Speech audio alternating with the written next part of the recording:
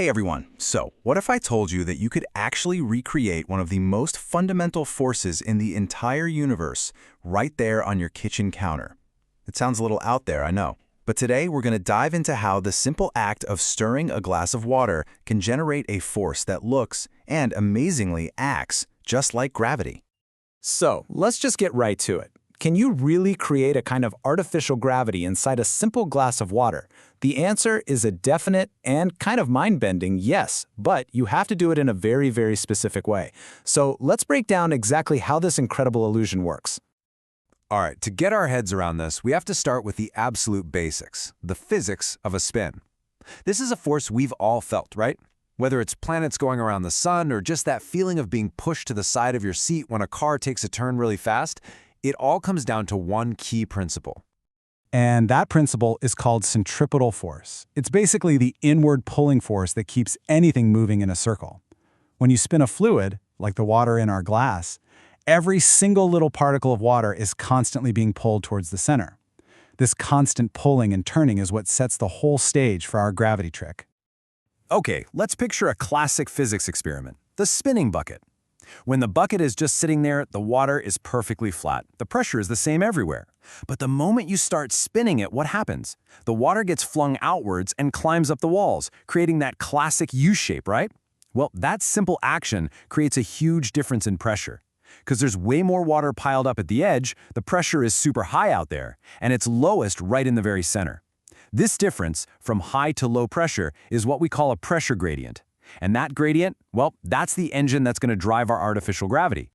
Now, this pressure gradient isn't just a number on a page, it creates a real physical push.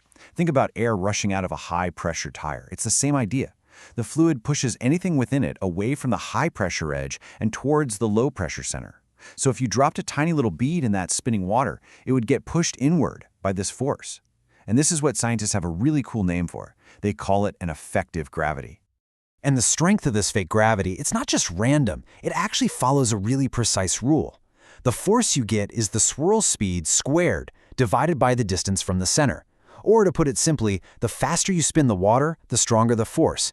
And the force is always going to be most intense right near the middle. Now, this is the basic idea, but to truly mimic gravity, we need something a little more special. And here's where it gets really interesting, because not just any old spin will do the trick. That simple spinning bucket creates a force, sure, but it doesn't really act like the gravity from a planet. To perfectly mimic that pull, you need a very particular kind of swirl, a secret recipe, if you will. So yeah, this is the big question, right? If you spin the water like it's a solid disk, like in our bucket, you get one kind of force. But if you want to create something that behaves exactly like Newton's law of universal gravitation, well, you need to spin that fluid in a much more clever, much more elegant way. And here it is, this is the secret recipe. To mimic gravity, you need a swirl where the fluid moves fastest right near the center, and then it slows down the farther away you get. And it can't just slow down randomly, it has to follow this exact mathematical rule you see on screen. In that formula, the g is the gravitational constant, and m, you can think of m as the mass of a make-believe planet at the center of your glass. This exact pattern of slowing down is the magic ingredient that makes all the physics line up perfectly. So here's how it all connects in 3 simple steps. First, you get the fluid swirling with that secret recipe speed. Step 2, that specific motion creates a totally unique pressure field in the water. And then step 3, this is the amazing part. The force that's created by that pressure field, our effective gravity, turns out to be a perfect mathematical match for the real thing. And this is the incredible payoff. On the left, you've got the formula for the force in our swirling water. On the right, you've got Newton's actual law of gravity. Just look at them. They are identical. They're the same equation. The force in our fluid gets weaker with the square of the distance, just like the real gravity from a planet or a star. It's a perfect match. Now, don't just take my word for it. The scientific paper itself puts it a bit more formally. It says the pressure field has the same radial dependence as gravity. All that really means is that the force changes with distance in exactly the same way. The physics inside the glass are perfectly reproducing the math of gravity. It's wild. Okay, this all sounds pretty incredible. But, and this is a really important but, we have to be super clear that this is a mathematical analogy. It's a powerful illusion. It is not actually gravity. So let's take a quick look at the really important differences. So yeah, we've made a force that follows the exact same rules as gravity. But have we actually bent space-time inside a glass? The answer, of course, is no. And you know what? Understanding why it's not real gravity is just as important as understanding the analogy itself. So here's the reality check. This illusion has its limits. For starters, the force it creates depends on an object's density. Real gravity pulls on a feather and a bowling ball with the same acceleration. This fluid version doesn't. Second, this entire effect comes from good old-fashioned fluid pressure, not from the actual curvature of space-time like Einstein described. And obviously, you can just stop stirring and boof, the gravity is gone. The bottom line is, this is a brilliant and powerful analogy, an amazing tool for learning, but it's not a new kind of gravity. So if it's not real gravity, you might be asking, why is this so important?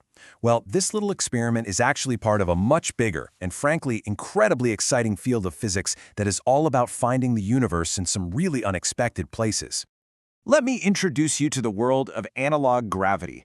This is a whole field of research where physicists use lab systems that they can actually control, like our swirling water or sound waves or even pulses of light, to create working models of cosmic phenomena. They literally build tabletop black holes to study things like Hawking radiation in a setting they can actually poke and prod. How cool is that? And this research is nowhere near finished. The next big steps for scientists are to figure out how to keep these special swirls stable for longer periods, to track exactly how tiny objects move within them, and even see how this fluid model connects to all those other kinds of analog gravity systems. It's an active, ongoing quest for sure. Which really just leaves us with one final, fascinating thought to chew on. We've just seen how one of the universe's most epic and powerful forces can be perfectly mirrored in something as simple as swirling water. And it really makes you wonder, doesn't it? What other profound secrets of the cosmos are hiding right under our noses, just waiting for us to look at them in a completely new way?